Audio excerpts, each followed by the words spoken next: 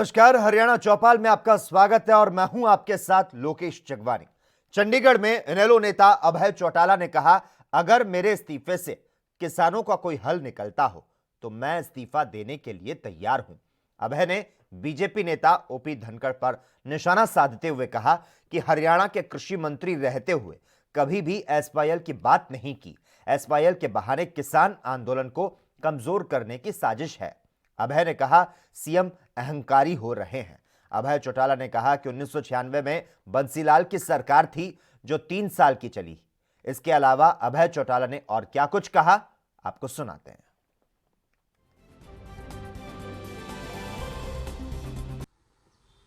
केंद्र सरकार की गलत नीतियों की वजह से, उनके गलत फैसलों की वजह से जो दिल्ली के सराउंडिंग अलग अलग बॉर्डर्स के ऊपर अपने फूल से मासूम बच्चों को लेकर के बैठे हैं, कैसे उस आंदोलन को कमजोर किया जाए, कैसे हरियाणा और पंजाब के लोगों में आपस में मतभेद पैदा किए जाएं। और बॉर्डर पे नारा तो लगता है पंजाब हरियाणा की एकता का, छोटे और बड़े भाई का। और हमारी सरकार जो है उस छोटे और बड़े भाई में मतभेद पैदा करने के लिए एक दिन का उपवास करती है। ये उपवास नहीं, ये बकवास है। अगर सरकार को एसवाईएल की चिंता होती तो फिर एसवाईएल का फैसला तो 10 नवंबर 2016 को हरियाणा के हक में आ गया था और फैसला आने के बाद 19 नवंबर को हमारे मुख्यमंत्री ने एक सर्वदलीय बैठक बुलाई थी। उस बैठक में एक निर्णय हुआ था कि हम देश के राष्ट्रपति से मिलेंगे और देश के प्रधानमंत्री से मिलेंगे। और उसमें यह तय था कि हमने अपना पक्ष जो है राजनीति से ऊपर उठ करके हरियाणा को उसके हिस्से का पानी मिले, इसके लिए कोर्ट के फैसले को ध्यान में रख करके केंद्र की सरकार से रिक्वेस्ट करेंगे कि इस फैसले को लागू करके और हरियाणा के किसान को उसके हिस्से का पानी दिलाओ। हम राष्ट्रपति से मिलने गए, मुख्यमंत्री के नेतृत्व में मिलने गए। हमने यहां तक भी कहा था कि मुख्यमंत्री जो फैसला लेगा हम उसके साथ होंगे। कभी इस सरकार ने नहीं सोचा कि हरियाणा के प्रदेश के किसान के साथ कोई अन्याय हो रहा है और उसको कैसे न्याय मिले, इसके लिए तुम्हारी क्या जिम्मेवारी है। अब नाटक करते हैं, नौटंकी करते हैं। अब उपवास के नाम के ऊपर अखबारों में खबर छपवाते हैं। किसी तरीके से हरियाणा अगर पंजाब के किसान में मतभेद पैदा करना चाहते हैं। जिस किस्म के ओछे हथकंडे इन्होंने अपनाए हैं, उससे ये अपने इस योजना में कामयाब नहीं होंगे। किसान और ज़्यादा मजबूत होकर के अब आने वाले समय में केंद्र की सरकार को इस बात के लिए मजबूर करेगा और बड़ी संख्या में किसान वहाँ जाएंगे और जाकर के केंद्र की सरकार को मजबूर करेंगे और हर हालत में इस किसान दिवस पे कल शपथ लेंगे कि हम तब तक इस आंदोलन को इसी तरह जारी रखेंगे जब तक किसान के साथ न्याय नहीं हो जाएगा। वहीं हरियाणा के प्रतला से विधायक एवं हरियाणा वेयरहाउस के चेयरमैन नयनपाल रावत ने कहा कि कांग्रेस ने अपने नुमाइंदों को किसानों के बीच भेजकर इस मामले को राजनीतिक रंग दे रखा है। यह सारा मामला कांग्रेस के षड्यंत्र की देन है। उन्होंने कहा, जो कृषि कानून है वह किसानों के हित में है। मामला सुप्रीम कोर्ट के संज्ञान में है और इसको लेकर एक कमेटी बनने जा रही है जिसमें किसानों को बुलाया गया है। रावत गांव प्याला में लगभग 35 लाख रुपए के विकास कार्यों का उद्घाटन करने के बाद एक जनसभा को संबोधित कर रहे थे। उन्होंने कहा कि प्रधानमंत्री नरेंद्र मोदी ने आज तक अपने भाइयों को सत्ता में रहते हुए 1 रुपए का सहयोग नहीं किया, तो फिर अंबानी और अडानी की हिमायत करने का सवाल ही नहीं उठता।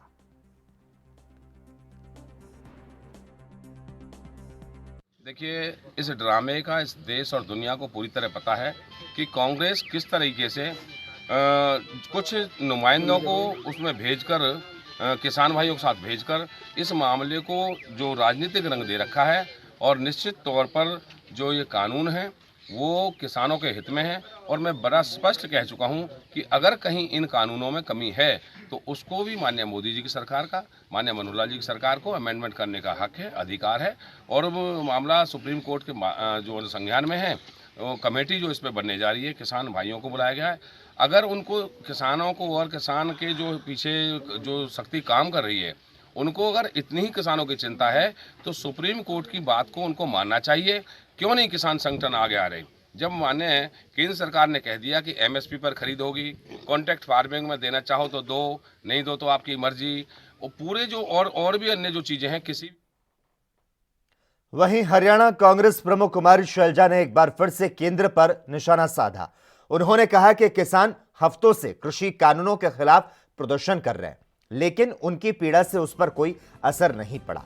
शैलजा ने दावा किया कि 30 से ज्यादा प्रदर्शनकारी किसानों की मृत्यु हो चुकी है, लेकिन इस सब का बीजेपी सरकार पर कोई प्रभाव नहीं पड़ा, जिसने असंवेदनशीलता की सभी सीमाओं को पार कर लिया। उन्होंने एक बयान में कहा, बीजेपी सरकार का रवैया हमें अंग्रेजों द्वारा देश के लोगों के खिलाफ किए गए जुल्म की याद दिलाता है। पूर्व केंद्रीय मंत्री ने दावा किया, 30 से ज्यादा किसान अब तक अपनी जान गंवा चुके हैं, जिसके लिए बीजेपी सरकार सीधे तौर पर जिम्मेदार है। निर्दयी बीजेपी सरकार अपने अहंकार में डूबी है। उन्होंने दावा किया कि बीजेपी सरकार किसानों के अधिकारों को छीनना चाहती है और कृषि अर्थव्यवस्था को बड़े पूंजीपतियों को सौंपना चाहती है। सरकार का इरादा और नीति कुछ औद्योगिक घरानों के लाभ के लिए देश की अर्थव्यवस्था का दोहन करना है। कुमारी शैलजा ने आरोप लगाया कि हरियाणा में बीजेपी सरकार ने किसानों को बांटने के लिए सतलुज यमुना लिंक नहर का मुद्दा किसानों के बीच उठाना शुरू किया, जिसे वे समझ चुके हैं।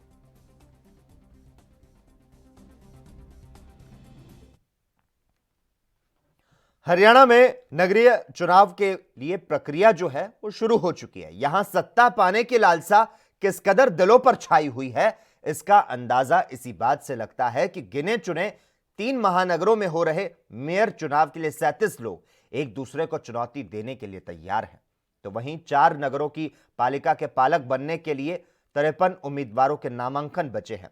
चुनाव आयोग से मिली जानकारी के अनुसार 3 नगर निगमों के मेयर रेवाड़ी, दारूहेड़ा, सांपला और उकलाना नगर पालिका के अध्यक्ष और पार्षदों के चुनाव में इस बार 890 उम्मीदवार अपनी किस्मत आजमा रहे हैं। नामांकन वापसी के बाद मेयर और अध्यक्ष पद के चुनाव के लिए कुल 90 उम्मीदवार चुनाव मैदान में रह गए। इन सभी शहरी निकायों में वार्डों की संख्या 136 है, जिसमें 800 उम्मीदवार पार्षद पद का चुनाव लड़ रहे हैं।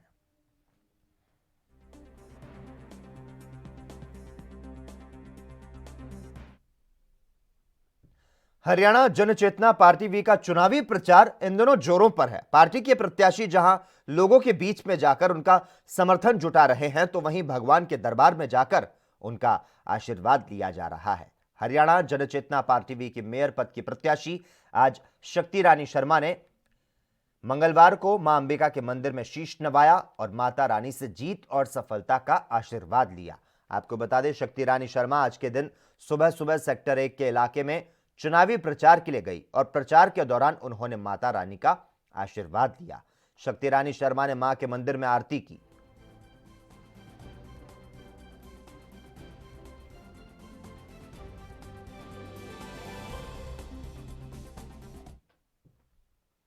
वहीं हरियाणा के फतेहाबाद में पुलिस ने नकली शराब का भंडाफोड़ किया। पुलिस ने नामी कंपनियों के लेबल लगाकर शहर में सप्लाई की जा रही 1176 बोतल नकली शराब पकड़ी।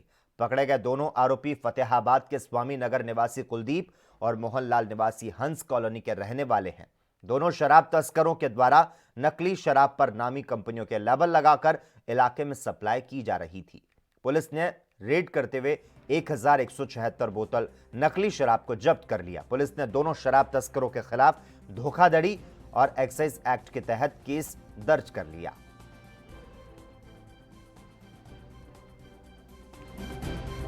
ये कल भट्टू रोड बाईपास के ऊपर सब इंस्पेक्टर रामजी लाल के नेतृत्व में पुलिस टीम ने कुलदीप निवासी स्वामीनगर व मोहनलाल निवासी हंस कॉलोनी फतेहाबाद से 1176 बोतल ठेका देसी कैंटर नंबर HR 47B1227 से बरामद की है इसमें। तो ये नामी कंपनियों के लेबल लगा के बेच रहा था क्या जी? हाँ, ये जो बोगस जो है ना, फेक जो लेबल है उनका यूज़ किया गया था, जिसमें इंस्पेक्टर एक्साइज भी शामिल था उसमें, और इसमें धारा 467, 468, 420 भी इसमें मेंशन की गई है। तो पता लगा सर कितने समय से काम कर रहा था, क्या कुछ है सर इसका? ये भी पूछताछ की जा रही है। आज इनको दोनों को कोर्ट में पेश कर देंगे और पुलिस रिमांड पर लेंगे इनको और ज़्यादा गहनता से पूछताछ की जाएगी। तो पता लगा सर ये घर ही बनाता था या कहाँ से बाहर से ला रहा था कुछ? ये ऐसा प्रतीत होता है भी शायद ये घर से ही करता हुआ जो प्रिपरेशन। दिल्ली से सटे फरीदाबाद के थाना मुजेसर इलाके से अलग अलग जगह से रेस्क्यू कर 4 बच्चों को स्टेट क्राइम और चाइल्ड हेल्पलाइन की टीम ने बाल मजदूरी करते मुक्त कराया। चाइल्ड हेल्पलाइन की टीम के अधिकारियों की अगर माने तो उन्हें चाइल्ड हेल्पलाइन के नंबर 1098 पर बच्चों के मुजेसर इलाके में मजदूरी करने की सूचना मिल रही थी। इस सूचना के बाद उन्होंने स्टेट क्राइम की टीम और थाना मुजेसर को साथ में लेकर इस कार्रवाई को अंजाम दिया। चाइल्ड हेल्पलाइन टीम के अधिकारी रविंद्र के मुताबिक 2 बच्चे एक वर्कशॉप से तो वहीं 2 बच्चे एक सर्विस स्टेशन से बाल मजदूरी करते हुए मुक्त कराए गए। अधिकारियों ने बताया कि वह समय समय पर अभियान चलाकर रेलवे स्टेशन, बस स्टैंड और अन्य जगहों पर लोगों को इस बारे में जागरूक करते हैं कि नाबालिग बच्चों से बाल मजदूरी कराना कानूनन अपराध है, लेकिन कुछ असामाजिक तत्व ऐसा करने से परहेज नहीं करते और छोटे बच्चों से बाल मजदूरी कराते हैं। फिलहाल इस मामले में बच्चों की काउंसलिंग करने के बाद बच्चों के बयान के आधार पर आरोपी मालिकों के खिलाफ जेजे एक्ट के तहत उचित कानूनी कार्रवाई की जाएगी।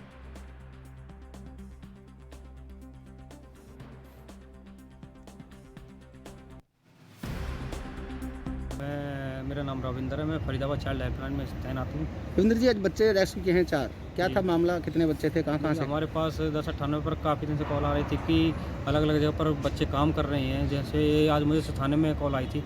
इस कॉल पर हमने 4 बच्चे अलग अलग जगह से काम करते हुए रेस्क्यू किए गए, जिनमें 2 बच्चे वर्कशॉप में कर रहे थे, 2 बच्चे सर्विस सेंटर से रेस्क्यू किए गए हैं। तो किस प्रकार की कार्रवाई अमल में लाई जाएगी? बच्चों को रेस्क्यू करने के बाद बच्चे इनकी काउंसलिंग की जाती है। जिस हिसाब से बच्चा काउंसलिंग में बताता है, बयान देता है, उसी हिसाब से उनके खिलाफ कार्रवाई की जाती है। समय समय पर चाइल्ड हेल्पलाइन की और स्टेट क्राइम ब्रांच की टीम लोगों को जागरूक करती है, उसके कहीं ना कहीं फिर भी लोग इस तरह के बच्चे काम कर रहे हैं।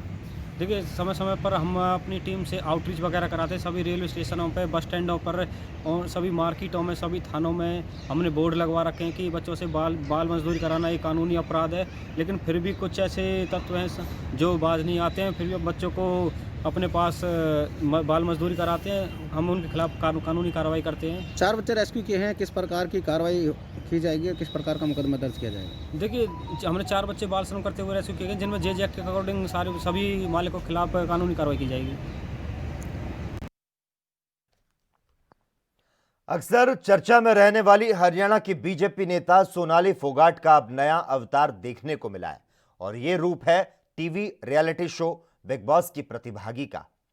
पता चला है कि टिकटॉक स्टार सोनाली फोगाट को बिग बॉस सीजन 14 में वाइल्ड कार्ड एंट्री दी गई है। हालांकि इसके पहले कई बार सुर्खियों में रह चुकी हैं। इनमें से एक विवाद थोड़े ही दिन पहले एक अधिकारी को थप्पड़ मारने का है। सोनाली फोगाट फतेहाबाद जिले के भूथान गांव से ताल्लुक रखती हैं। पिता खेतीबाड़ी करते हैं। 3 बहन और एक भाई में से एक सोनाली की शादी हिसार के हरिता में रहते अपनी बहन के देवर संजय फोगाट से हुई। इकलौती बेटी को उन्होंने हॉस्टल में छोड़ा हुआ है। सोनाली का हिसार में घर है, यहाँ उनकी कई दुकानें हैं, तो ढंडूर गांव में भी काफी जमीन है। 2016 में सोनाली के पति संजय के फार्म हाउस में संदिग्ध परिस्थितियों में मौत हो गई। उस वक्त सोनाली मुंबई में थी। सोनाली करीब 1 दशक से बीजेपी में एक्टिव हैं। इस वक्त पार्टी के महिला मोर्चा की नेशनल वर्किंग कमेटी की वाइस प्रेसिडेंट है। इसके पहले सोनाली ने हिसार दूरदर्शन में एंकरिंग की और फिर रूपहले पर्दे पर दिखने का ख्वाब लेकर मुंबई चली गई। बीते दिनों उन्होंने टीवी सीरियल अम्मा में नवाब शाह की पत्नी का रोल निभाया।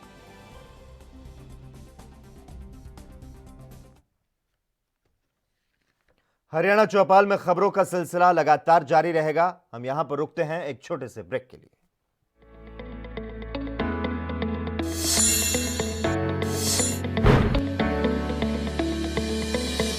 क्या आप दुबले पतले कमजोर हैं, आपकी सेहत नहीं बनती, भूख कम लगती है, वजन नहीं बढ़ता। दरअसल मेन बात खाना पीना खाना नहीं है, मेन बात है खाया पिया लगना। और अगर खाया पिया लगेगा ही नहीं तो सेहत बनेगी कैसे?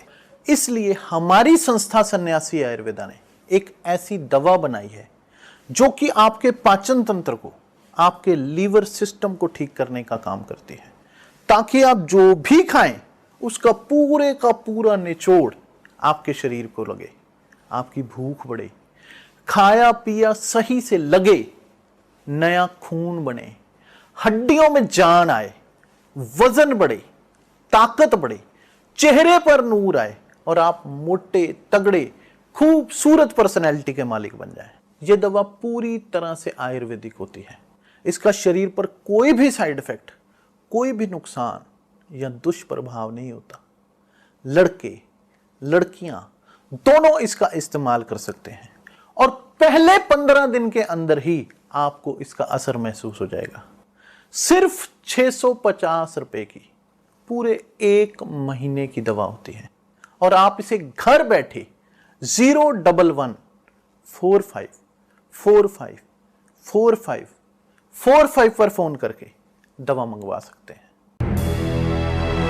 लखनऊ से लेकर चंडीगढ़ तक, मुंबई से लेकर रायपुर तक, क्या है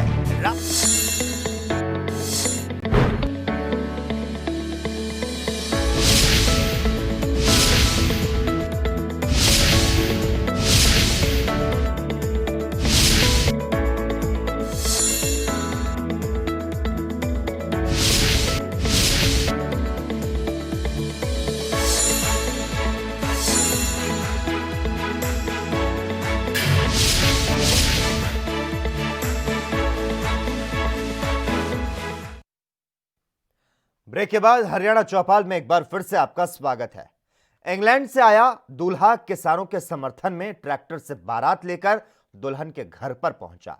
इस मौके पर दूल्हे रजत नारा और दुल्हन चमनदीप कौर ने प्रण लिया कि वो शादी के बाद दिल्ली में किसानों के आंदोलन में समर्थन देने के लिए जाएंगे। दरअसल रजत नारा इंग्लैंड में रहते हैं और हाल ही में वो नारायणगढ़ के पैतृक गांव भूखड़ी आए हुए हैं। इस मौके पर बारात लेकर पहुंचे रजत नारा ने कहा कि वो किसान आंदोलन का समर्थन करते हैं और इसीलिए अपनी बारात ट्रैक्टर पर लेकर आए हैं। उन्होंने कहा कि वो शादी के बाद अपनी दुल्हन को लेकर दिल्ली जाएंगे और किसानों के आंदोलन में शामिल होंगे। तो वहीं दूसरी तरफ दुल्हन चमनदीप कौर ने कहा कि हमने किसान के घर जन्म लिया है और मोदी सरकार से निवेदन करते हैं कि ये तीनों कृषि कानून को रद्द करके किसानों को राहत देने का काम किया जाए।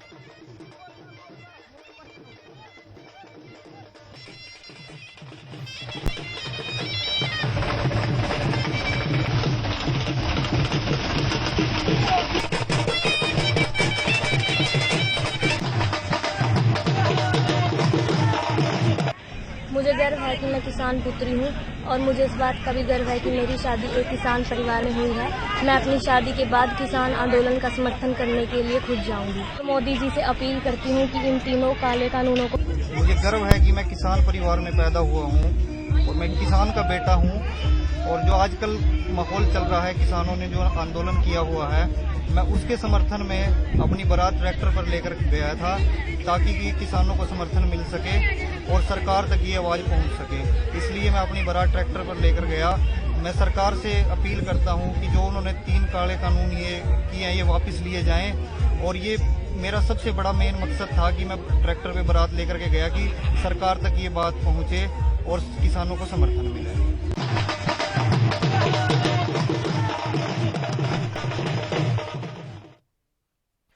वहीं हरियाणा के टोहाना में बिजली वितरण निगम की ओर से बिल न भरने वाले लोगों पर शिकंजा कसना शुरू कर दिया गया, जिसके चलते ऐसे लोगों के कनेक्शन विभाग द्वारा काटे जा रहे हैं जिन्होंने करोड़ों का बिल जमा नहीं किया। निगम के एसडीओ अमित कुमार ने कहा कि कई लोगों का करोड़ों रुपए का बिल बकाया है, जिसके चलते रिकवरी के लिए विभाग की अलग अलग टीमें कार्य कर रही है। उन्होंने बताया कि जिन लोगों के बिजली बिल में कोई दिक्कत है वो किसी भी समय कार्यालय में आकर बिल ठीक करवाने के बाद भुगतान कर सकता है।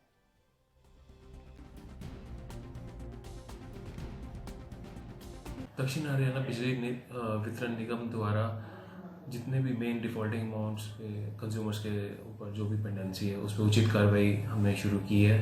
कहीं पर किसी भी तरह के रॉन्ग बिल्स पाए जाते हैं तो ऑन द स्पॉट उसे ठीक किया जा रहा है। ऑनलाइन अगर दरख्वास्त आती है तो उन बिल्स के ऊपर भी हम करेक्शन कार्रवाई कर रहे हैं। उसके बाद अपना ऑनलाइन पेमेंट्स भी आ रही है और काउंटर्स भी खुले हैं। ऑन द स्पॉट सब कुछ कार्रवाई चल रही है। कोई भी अगर डिफ़ॉल्टर पेमेंट नहीं करा था उनका हम बिल जो मीटर्स है वो वहीं चरखी दादरी के पुरानी अनाज मंडी में व्यापार मंडल और सामाजिक संगठन के लोगों ने पुरानी अनाज मंडी के गेट पर ताला लगा दिया। उनका कहना है कि कुछ दिन पहले एक दुकान पर लूट और फायरिंग की वारदात को अंजाम दिया गया था, जिसको लेकर पुलिस ने कोई कार्रवाई नहीं की। इसके साथ ही उन्होंने कहा कि जब तक कार्रवाई नहीं होती तब तक यह धरना जारी रहेगा।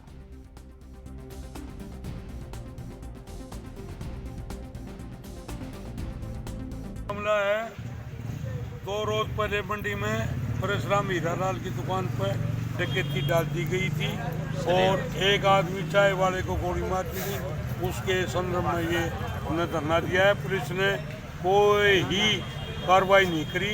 पुलिस बिल्कुल दादरी की नकारा है, जबकि दादरी के अंदर 3 साल पहले 150 पुलिस वाले होते थे, अब 1400 पुलिस वाले हैं और फिर भी कोई भी सुरक्षा का काम नहीं है।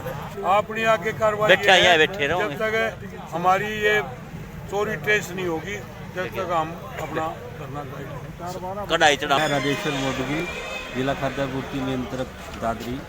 मुझे आप यहाँ पर डी साहब ने ड्यूटी मजिस्ट्रेट लगाया हुआ है इस बारे में, लेकिन मैं आज यहाँ मौके पे आया तो डीएसपी साहब से मैंने बात की तो यहाँ पर जो वारदात हुई है कि जो ये व्यापारी लोग बैठे हैं उनका ये कहना है कि जो यहाँ पर वारदात हुई है जो यहाँ पर 1.5 लाख रुपये की चोरी हुई है वो लेते हैं उनको गिरफ्तार किया जाए जल्दी से जल्दी। लेकिन मैंने इन सभी जो बंदे धरने पर बैठे हैं उनसे व्यापारियों से बात की है, उनको समझाया उनको कि इसमें जो पुलिस है उन्होंने अपने 6 टीमें बनाई हुई हैं उसको बंदों को गिरफ्तार करने के लिए, और उनको ये भी कहा है कि थोड़ा अपना सहयोग दें ताकि उनको गिरफ्तार किया जा सके। तो अभी मामला ये बैठे हैं तो अभी कार्रवाई कर रही है पुलिस। जल्दी इसको पुलिस से बात की है, वो भी कह रहे हैं कि जितनी जल्दी हो सके हम इसको गिरफ्तार करेंगे और अभी तक ये गिरफ्तार होगी तो भुगतान। कोरोना पर विजय पाने के लिए हरियाणा के बल्लभगढ़ स्वास्थ्य विभाग द्वारा एक नई पहल शुरू की गई है, जिसके तहत स्वास्थ्यकर्मी शिक्षण संस्थान में जाकर स्कूली बच्चों की कोरोना की जांच कर रहे हैं।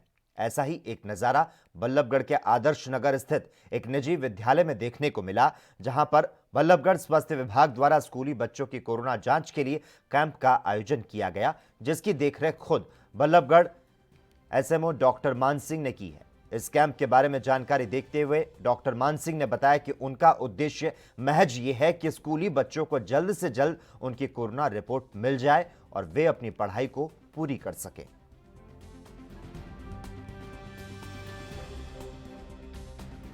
देखो, ये पूरे विश्व में महामारी फैली हुई है, जरूरत हर इंसान को है और बहुत ज़रूरी है। अभी सरकार के आदेश हुए हैं कि इन स्कूलों को खोलने से पहले इनके कोविड टेस्ट होने चाहिए। इसके लिए ज़रूरी था, हमने ये सारा, ये हमारे जितेंद्र जी है, हेडमास्टर जी हैं, यहाँ के चेयरमैन साहब हैं, इनसे भी बात हुई और लास्ट में हमने विचार विमर्श के बाद एक निष्कर्ष पे पहुँचे कि हमारे हॉस्पिटल में लाइन लंबी लगी हुई है, तो इस इन्फेक्शन को कहीं ऐसा ना हो कि कोई बच्चा इन्फेक्शन की चपेट में आ जाए। तो इस सब चीज़ों को मद्देनज़र रखते हुए हमने ये लास्ट में डिसीजन लिया कि स्कूलों में ही बच्चों का हम सारे टेस्ट कोविड कराएंगे, जिससे कोई वहाँ से नया बच्चा बीमार होकर नहीं आए। किसी की अगर इम्यूनिटी वीक हुई तो हॉस्पिटल में। उधर फतेहाबाद के माथुराम कॉलोनी में महिला के घर पर पथराव करने का मामला सामने आया। महिला का कहना है कि पड़ोस में रहने वाले युवकों ने उनके घर पर पथराव किया। महिला ने बताया कि पुरानी रंजिश के चलते उनके घर के बाहर युवकों ने पथराव किया, जिसका वीडियो घर के अंदर मौजूद परिवार के लोगों ने बना लिया और पुलिस को इस मामले की जानकारी दी। पुलिस द्वारा मामले में बयान दर्ज कर आगामी कार्रवाई अमल में लाई जा रही है।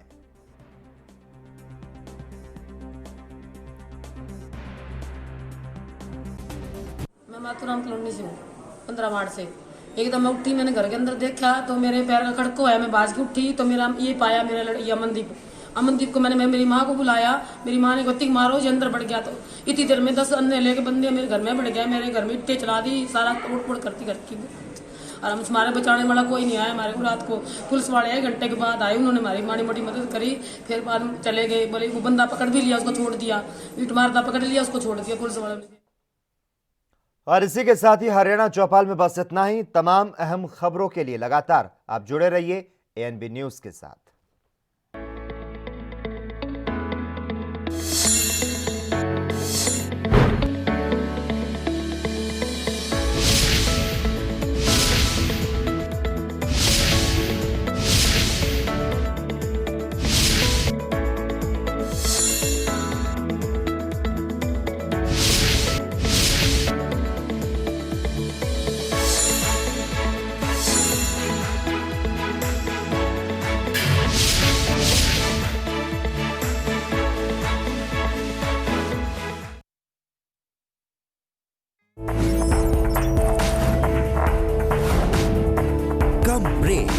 और ज्यादा खबरों के साथ देखिए ANB news in channel number पर।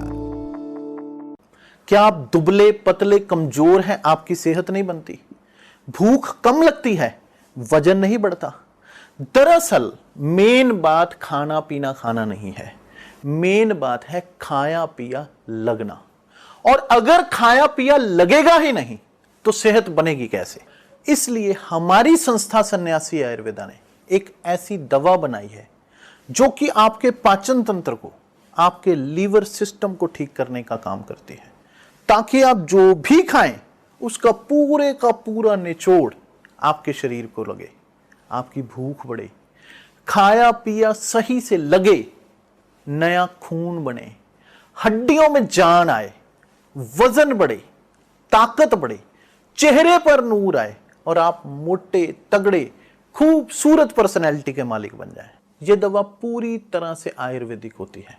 इसका शरीर पर कोई भी साइड इफेक्ट, कोई भी नुकसान या दुष्प्रभाव नहीं होता। लड़के लड़कियां दोनों इसका इस्तेमाल कर सकते हैं और पहले 15 दिन के अंदर ही आपको इसका असर महसूस हो जाएगा। सिर्फ 650 रुपए की पूरे 1 महीने की दवा होती है और आप इसे घर बैठे 01145454545 पर फोन करके दवा मंगवा सकते हैं। लखनऊ से लेकर चंडीगढ़ तक, मुंबई से लेकर रायपुर तक,